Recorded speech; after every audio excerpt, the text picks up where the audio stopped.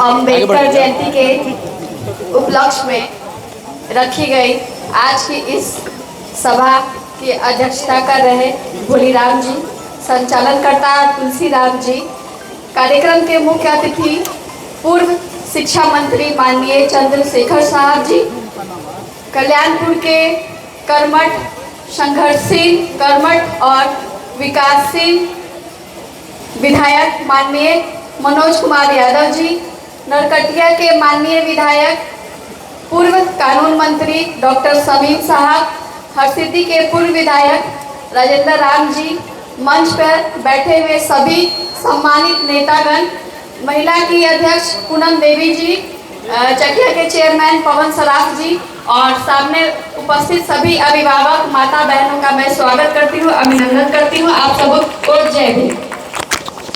सबसे पहले अम्बेडकर जयंती में अगर बाबा साहब की बात ना हो तो ये सही नहीं होगा। 14 अप्रैल 1891 में जब भारत में ब्रिटिश शासन चल रहा था, तब ब्रिटिश शासन के महू छावनी में रामजी मालो जी के घर एक लड़के ने जन्म लिया। तब किसी को नहीं पता था कि यही बालक बड़ा होकर अंग्रेजों को खदेड़ने का काम करेगा और भारत को ऐसा समृद्ध संविधान देगा जिससे भारत दुनिया के ग्लोब में सबसे बड़ा लोकतांत्रिक देश बन जाएगा। हमारा संविधान हमारे बाबा साहब की देन है। जब बाबा साहब स्कूल में पढ़ने जाते थे तो उन्हें औरों से अलग बैठाया जाता था, दूसरों बच्चों से अलग बैठाया जाता था। उस दौर में छुआछूत, दलितों पिछड़ों को मंदिर में प्रवेश नहीं था, पानी पीने का अधिकार नहीं था। ऐसी विषम परिस्थिति में भी बाबा साहब ने लंदन से डॉक्टरेट की डिग्री हासिल की और स्वतंत्र भारत के पहले कानून मंत्री बने।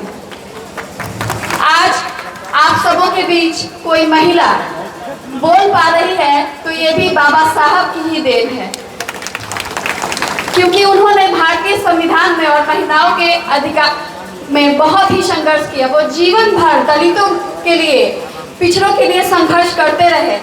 उन्होंने मंदिर प्रवेश आंदोलन, पानी के अधिकार के लिए महार सत्याग्रह, कई तरह के आंदोलन किए हमारे लिए, हमारे अधिकार के लिए।